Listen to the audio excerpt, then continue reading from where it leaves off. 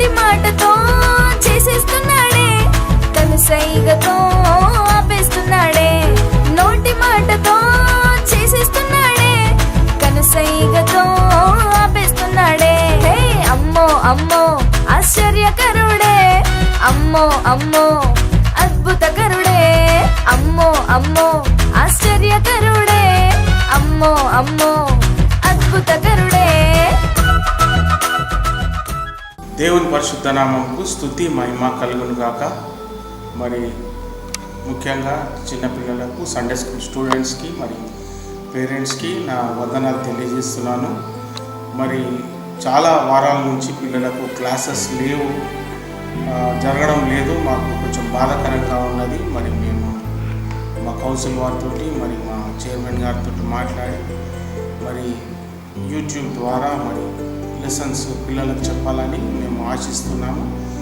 అయితే రేపు Sunday morning నుంచి మీరు ఈ యూట్యూబ్ సండే స్కూల్ నేను లింక్ పంపిస్తాను మీకు పేరెంట్స్ గ్రూప్లో. మరి అది టైటిల్ ఏది పెడతాము దాన్ని ఓపెన్ చేస్తున్నాం కాబట్టి మీరు ఇది గమనించాలి.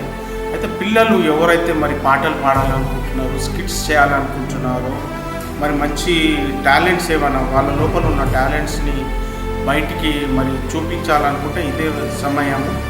మరి పిల్లలు మరి వాళ్ళ చిన్న చిన్న బిట్స్ 1 minute 2 minute బిట్స్ ఏమైనా ఉంటే మాకు పంపించండి. మరి చక్కగా మనం వాటన్నిటికీ యూట్యూబ్లో పెడదాము. మరి చూసి ఎంజాయ్ చేయండి మన పిల్లల టాలెంట్స్ని. అలాగే మరి టీచర్స్కి ఒక మరి ఇన్ఫర్మేషన్ ఏంటంటే, టీచర్స్ మరి బైబిల్ స్టోరీస్ని, మిషనరీ స్టోరీస్, మరి రెగ్యులర్ క్లాస్ పోర్షన్స్ ఏవైతే ఉన్నాయో అవి మీరు టీచ్ చేయాలి ఈ యూట్యూబ్లో. మరి నేను మీకు పర్సనల్గా మీరు నాకు కాల్ చేస్తే నేను మాట్లాడతాను. మరి ముఖ్యంగా కరోనా గురించి మీకు చెప్తున్నాను నేను. దయచేసి మీరు బయటికి వెళ్ళకండి, ఏది పడితే అక్కడ చేతులు పెట్టి ముట్టుకోకండి.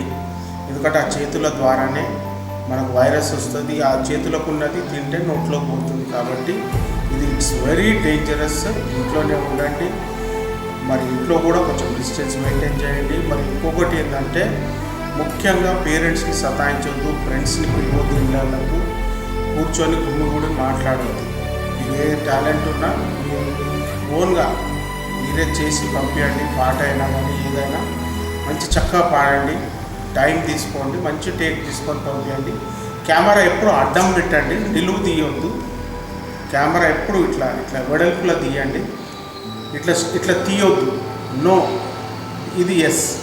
కాబట్టి ఇట్లా తీసి పంపించండి. మంచిగా క్లోజ్అప్ పిక్చర్, సౌండ్ కూడా మంచిగా వచ్చేట్లాగా చేయండి. మరి ఇంకేమైనా లేటెస్ట్ ఇన్ఫర్మేషన్ ఉంటే మీకు నేను చెప్తాను. Okay, thank you very much. ప్రార్థన, అందరు కళ్ళు మూసుకుందాం, ప్రార్థన చేద్దాం. పరలోకం భూమిని సృజించిన మా తండ్రి, నీ నామనకు వేలాది వందనాలు తండ్రి దేవా. గొప్ప దేవుడో, మహిమగల దేవుడో తండ్రి దేవా. మరి ప్రతి మా సంఘస్థులను నాయన మీరు కాచి కాపాడుచున్న విధానానికై వందనాలు తెలియజేస్తున్నాం తండ్రి దేవా. ముఖ్యంగా మా సండే స్కూల్ పిల్లల కొరకు ప్రార్థిస్తున్నాం తండ్రి దేవా. ఆ పిల్లలకు నాయన మరి మంచి వాక్యాన్ని బోధించడానికి, వాళ్ళు నడవవలసిన త్రోవానికి నేర్పియాలా అనే ఆశతోటి నాయన మరి సంఘస్థులు మమ్మల్ని ఎన్నుకున్నారు తండ్రి దేవా. మరి నాయన మరి మేము మా సమయాన్ని వృధా చేయకుండా తండ్రి దేవా, పిల్లలకు నాయన మేము ఈ వాక్యోపదేశం చేయడానికి తండ్రి దేవా, మరి చక్కటి బైబిల్ స్టోరీస్ చెప్పడానికి, మిషనరీ స్టోరీస్ చెప్పడానికి, నీ సేవకుల గురించి చెప్పడానికి తండ్రి దేవా, మరి యూట్యూబ్ ద్వారా నాయన మేము ఈ కార్యక్రమాలను నాయన ప్రచురించాలని అనుకుంటున్నాం తండ్రి దేవా. మీరు మాకు ఇచ్చిన తలంపై వందనాలు.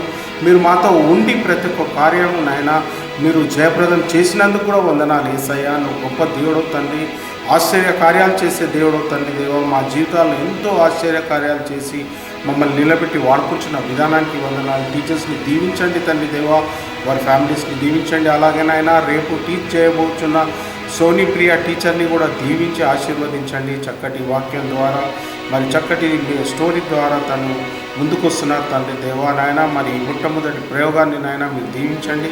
దేవుని చిత్తం అయితే నాయన, నీ చిత్తం అయితే తండ్రి దేవా నెక్స్ట్ వీక్ తండ్రి దేవా మరి తుల్జారా అని సిస్టర్ గారు నాయన వారి వాక్యం బోధించని ఉన్నారు తండ్రి దేవా.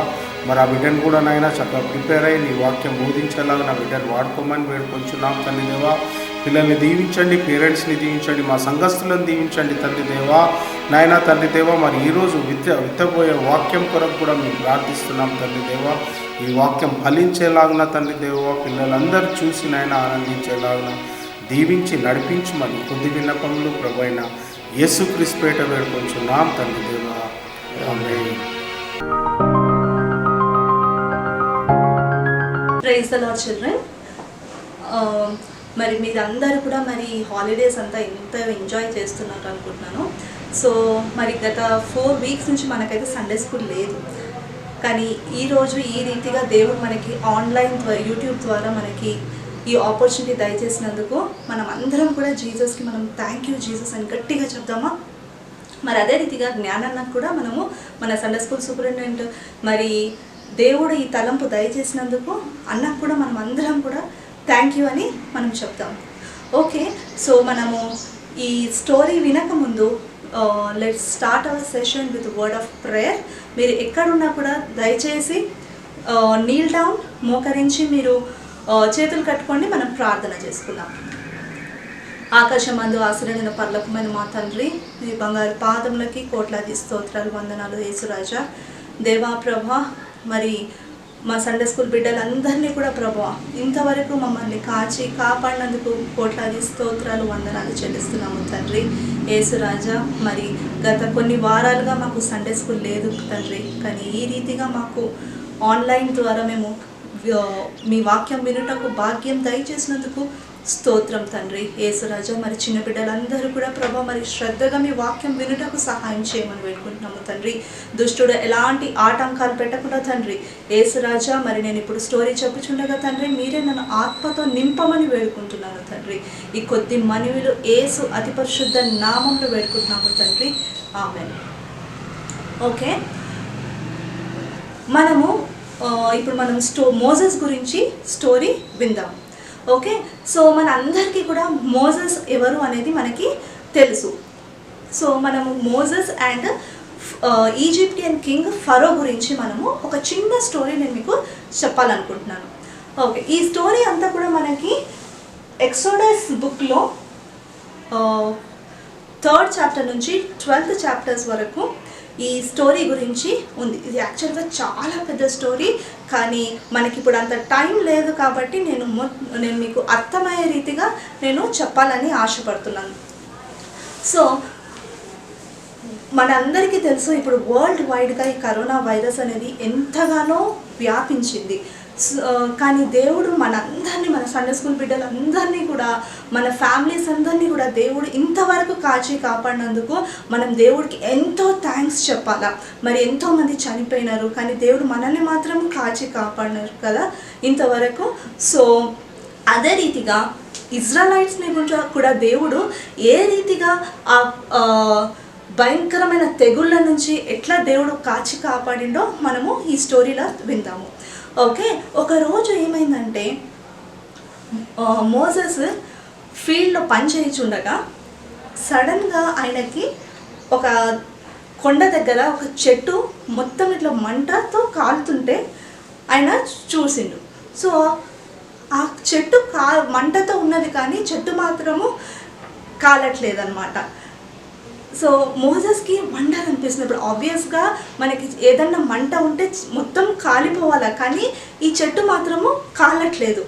అయితే మోసెస్కి బర్నింగ్ బుష్ దగ్గర, దాన్నే బర్నింగ్ బుష్ అంటారనమాట. సో దీని వెనకాల నుంచి ఒక దూత వచ్చి మోసెస్తో మాట్లాడింది.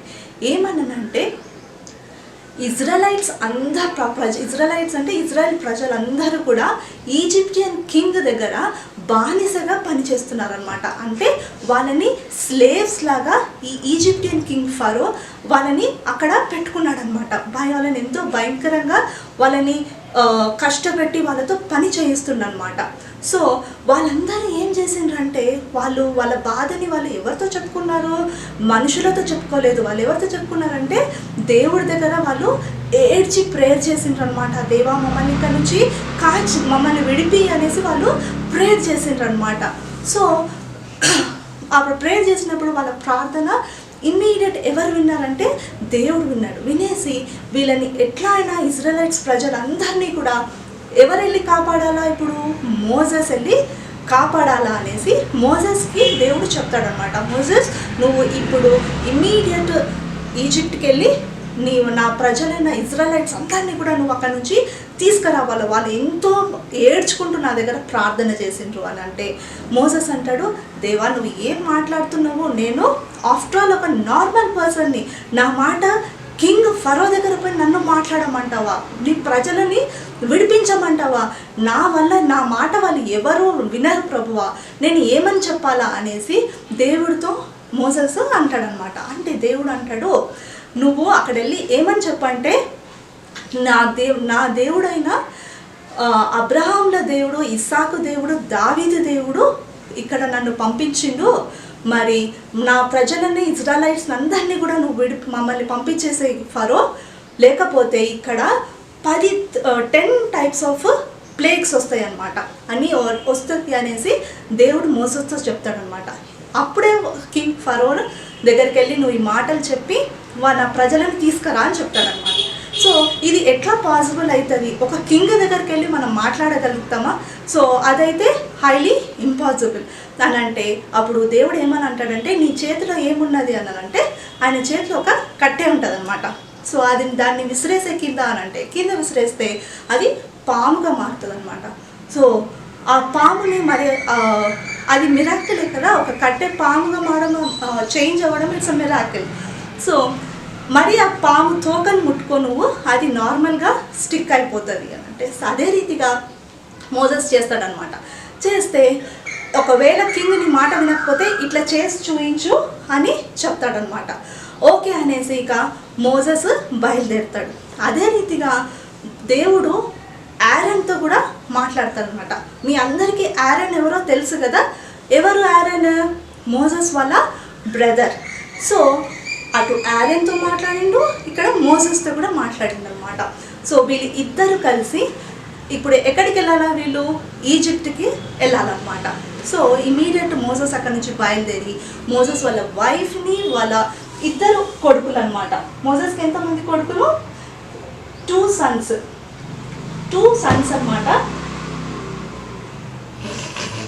వాళ్ళ 2 సన్స్ని తీసుకొని వాళ్ళ వైఫ్ వీళ్ళందరూ కూడా బయలుదేరుతారనమాట. సో బయలుదేరినాక మోసెస్ వెళ్ళి ఎవరిని కలిసింది, ఇక్కడ ఆరోన్తో మాట్లాడిండు అనమాట. ఎవరితో మాట్లాడిండు?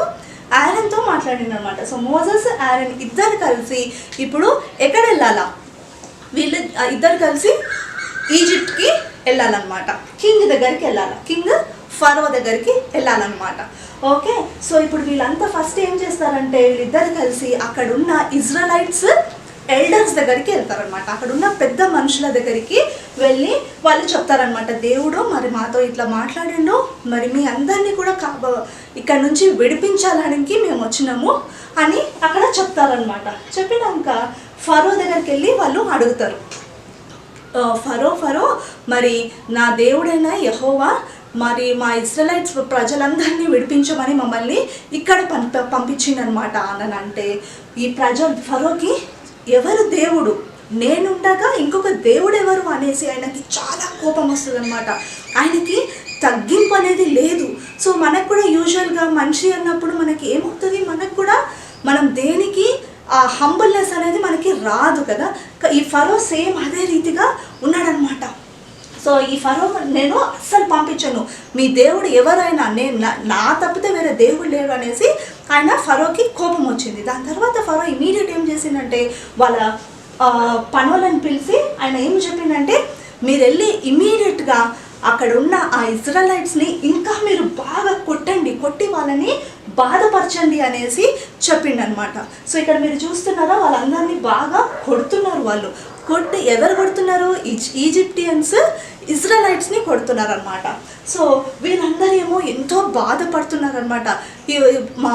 ఎంతో పని చేస్తున్నారు, అయినప్పటికీ వాళ్ళకి ఏమన్నా లాభం ఉన్నదా? ఏం లేదు. They are not happy at all. ఎందుకంటే కింగ్ వాళ్ళని ఎంతగానో హింసిస్తుందన్నమాట.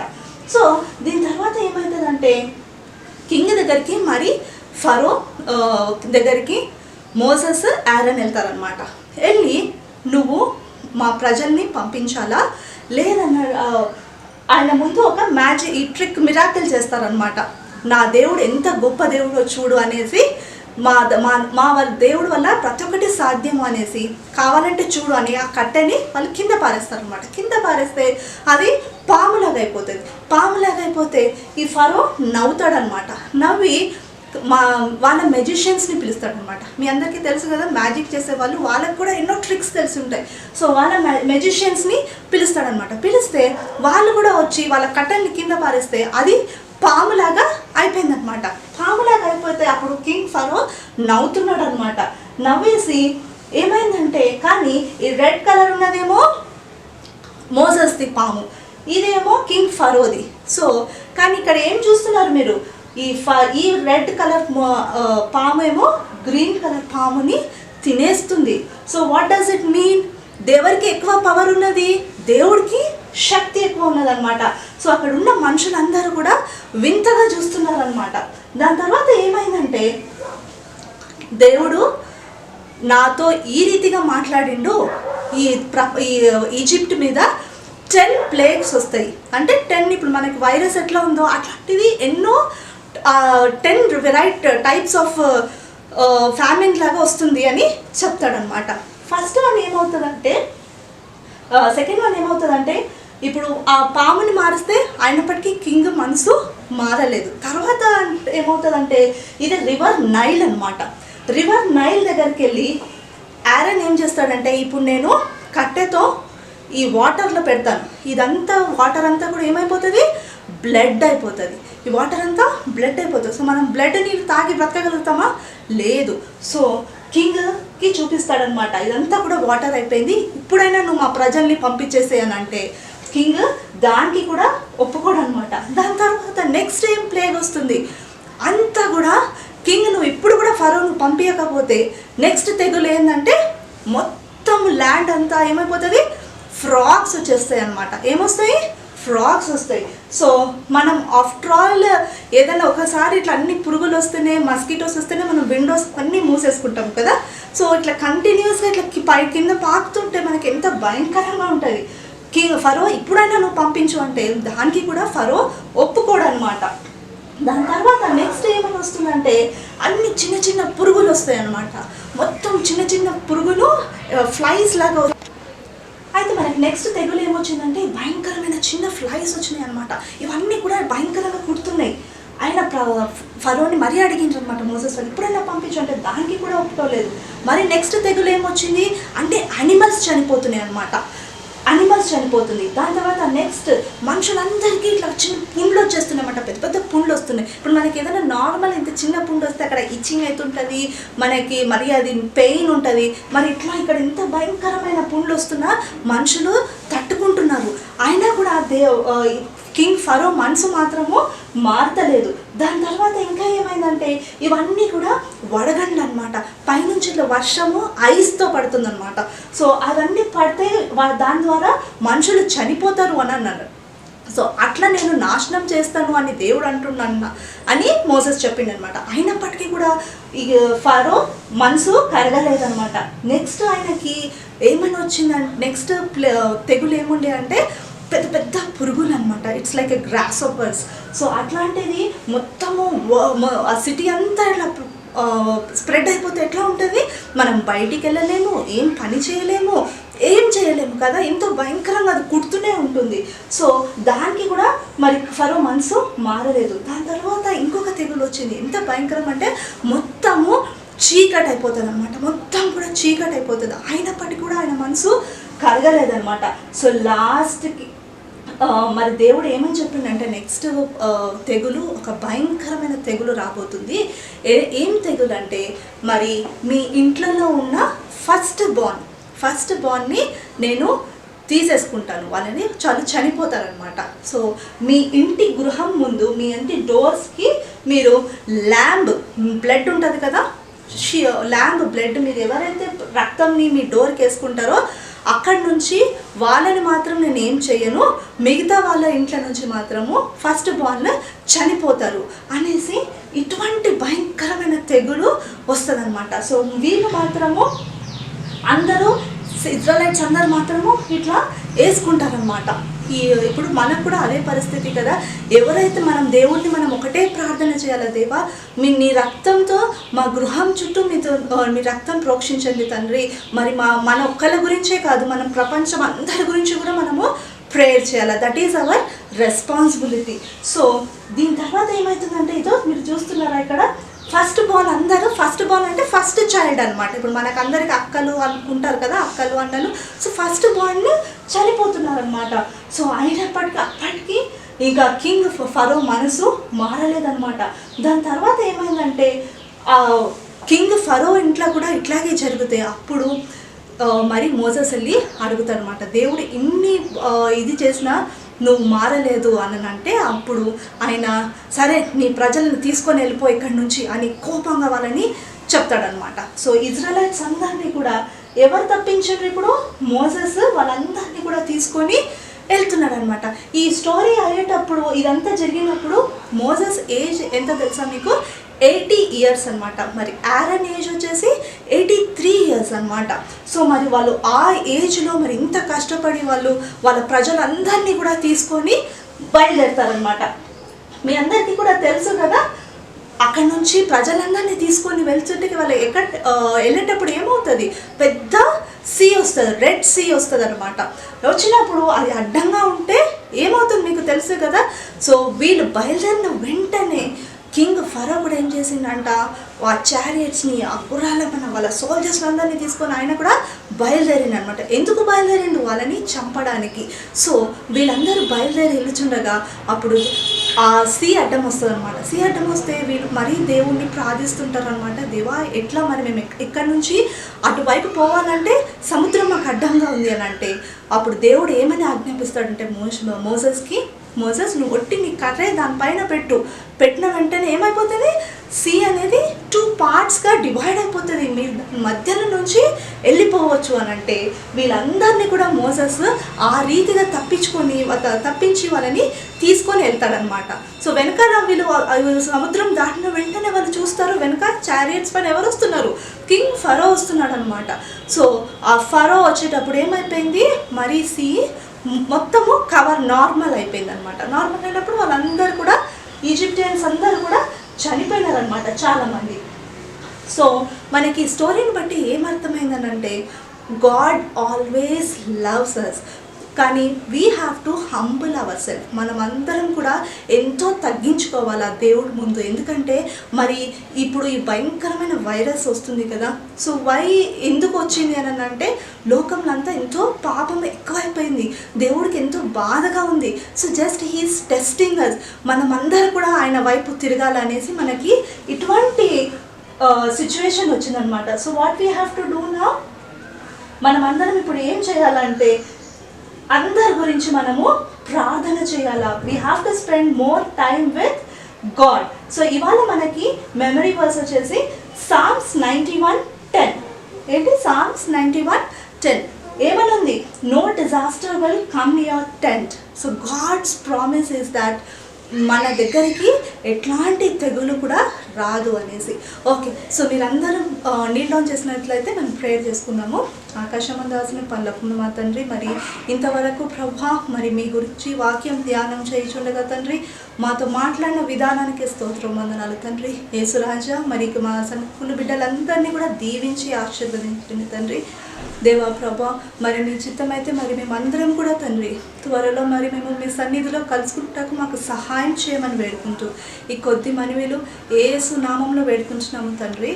ఆమేన్.